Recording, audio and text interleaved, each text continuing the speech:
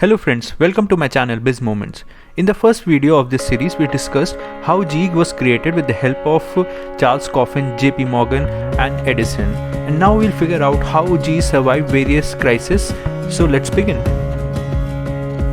When GE was created, the company began operations with a market capitalization of about $35 million in that time, and with a revenue of about $12 million and a profit of nearly $3 million. These are staggering numbers for that time, but GE was not immune to any crisis. So here comes the first crisis that they had to face: Panic of 1893. The Panic of 1893 started in February of 1893 when one of the biggest railroad companies, Pennsylvania Railroad, failed, which raised concerns about the general health about the railroad companies, which led to the crash of stock market on 5th of May, and this led to increase in the interest rate in the short term because of the fear that was circulating in the market. But then on 25th July, another railroad company failed, which led for the depositors to not being able to access their own money as banks suspended the payments. The treasury was running out of gold to provide in exchange of the paper money on demand, so it substituted silver, which was not helpful at all. And the panic continued with more than 15,000 companies failing, 500 banks failing, and the unemployment rate hit around 20%. Life savings of the people disappeared, and many of the Americans lost their homes as they could not manage to pay the mortgages.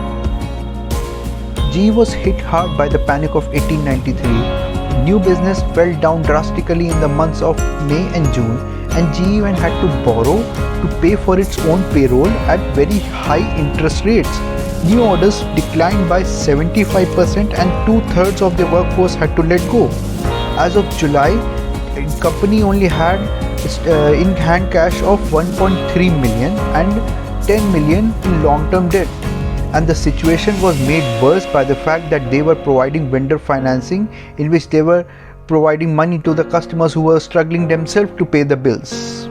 But when everything seemed lost, Coffin came up with a brilliant idea to save the company. He decided he would sell all the stocks, bonds that he owned in the various local companies that he had got because of the vendor financing that he was doing, and all the securities that he had, he sold them at a very big discount, about a loss of 66% on those entities.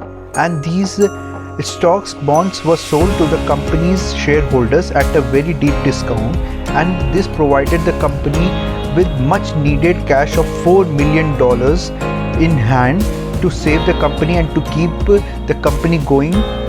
And this is how Coffin saved GE from total collapse in the Panic of 1893. The Panic of 1893 changed GE to its core.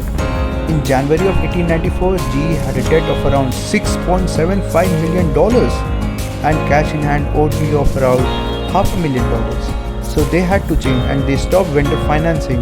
Vendor financing made them successful initially, but it had created problems of its own, and it compounded the problems that were faced in the Panic of 1983.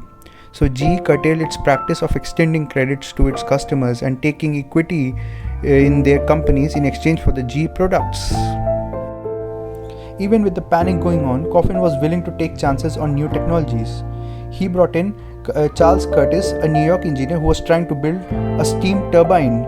In exchange for the rights of the turbine, the patents that he held, Coffin allowed him to use GE facilities, and Curtis worked hard on the machine and eventually created and installed the machine. But for initial few months, things went wrong, and every time the new turbine was working, GE stock went up, and whenever the turbine failed, GE stock went down.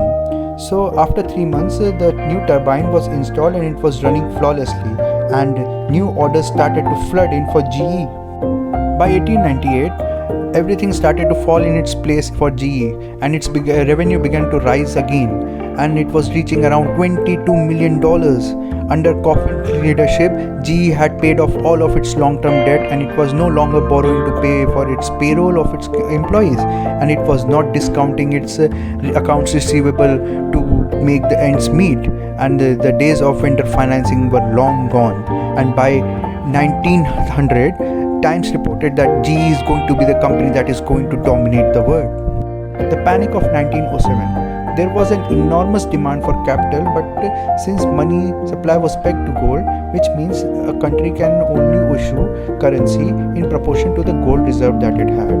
But the gold mining production had not kept it pace with the demand of money. There was a growing concern about financial trouble ahead because the supply and demand equation was not matching. So let me just give you one context here, that this was the time when there was no Federal Reserve and no systems of checks and balances. This was 1900s. When the panic of 1907 hit, GE was very well prepared because they took lessons from the last panic of 1983, which caught them off guard. So now when the panic hit, they had a very strong balance sheet to weather the storm for years to come, and they were in a very good state. And there was one more brilliant step that was took by Coffin, which made sure that GE would survive the panic. Earlier in the year of 1907, he could see that there was some problem that was around the horizon. So he started to sell long-term GE bonds at the rate of only 5% and got a very strong balance sheet of around $13 million. And this made sure that they would survive the crisis. And 5% was a very good rate because during the crisis, if you were able to get access to the money market, you would have paid around 12 to 15% on interest, and G got it for only 5%. That was another brilliant move from Coffin. Does business excite you?